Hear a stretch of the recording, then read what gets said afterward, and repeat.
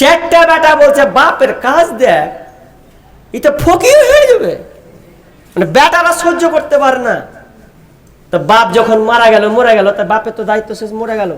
তখন বড় বেটা কয়েছে এবার কাজ হয়েছে, বাপ মরেছে তো ঠিক আছে, সব মাল গরিবকে দিয়ে দিছে, আমরাটা মানবো না, কি করব? তো চার ভাই চুক্তি করছে যে দেখ বাপ দিয়েছে গরিবরাকে, এটা হার আব্বা ভুল করেছে, কিন্তু আমরা ওটা মানতে গেল না, আমরা মাল একটাও গরিবরাকে দেবো না।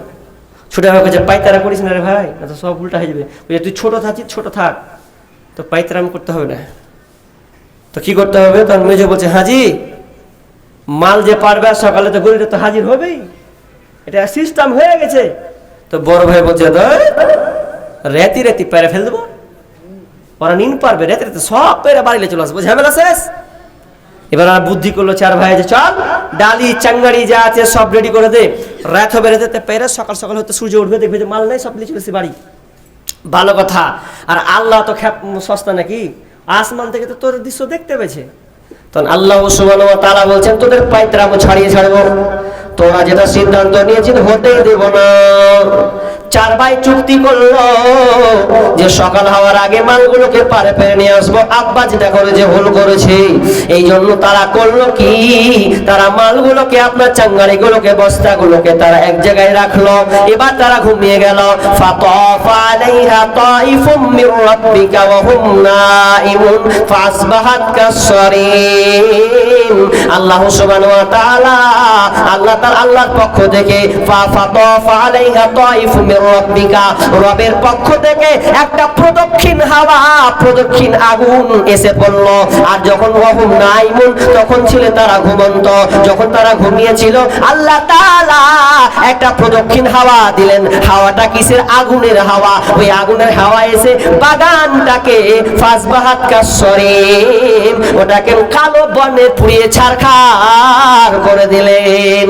এবার চার ভাই ঘুমিয়ে আছেন, একে অপরকে বলছে ভাই চল চল চল, সকাল হয়ে যাবে, চ ফাটাফাট করে আমরা জমিগুলোকে, আপনার কিনা আমগুলোকে, আপনার কোনো পেয়ারাগুলোকে পেরে নিয়ে চলে আসবো, চ চ চ চ চ। আল্লাহ তার আগে 12টা বাজিয়েছেন, জমিনগুলোকে পুড়িয়ে ছারখার করে দিয়েছেন, কারণ বাপের সিদ্ধান্ত তারা চেঞ্জ করে দিয়েছে, আল্লাহকে পছন্দ হয় না। এবার তখন তারা ডালি নিয়ে যখন বাইরে গেল, বাগান দিয়ে হাঁটতে শুরু করেছে, বাগান আর খুঁজে পাই না। আহা আমাদের বাগান কোথায়? কেউ বাগান খুঁজে পাচ্ছে না। বলছে মেজো ভাই বলছে বড় ভাই রাস্তা ভুল করে দিলাম। বড় ভাই বলছে না না রাস্তা ভুল করেন, এইদিকে আছে রে, তো কেউ যা আপনার খুঁজে পাচ্ছে না। ছোট ভাই বলছে ভাই রে, ও দাদা এটাই হলো আমাদের জমি, এটাই আমাদের জমি, আমাদের গাছ নাই, আল্লাহ যা দিয়েছে পুরো ছারখার করে দিয়েছে, কালো বর্ণের হয়ে গেছে। কোন তাফসিরে বলা হয়েছে গাছগুলোকে পুরো উল্টে দেওয়া হয়েছে।